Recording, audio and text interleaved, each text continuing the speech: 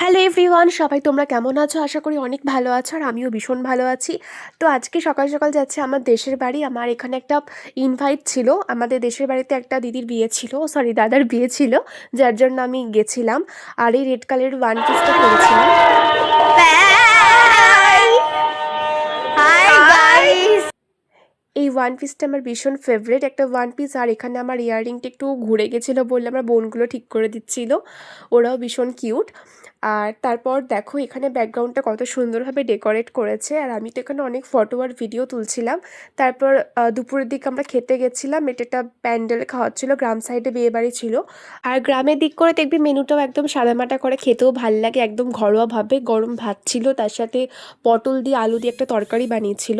আর তারপর দিয়ে গেছিলো ডাল, যেটা আমার ভীষণ প্রিয়।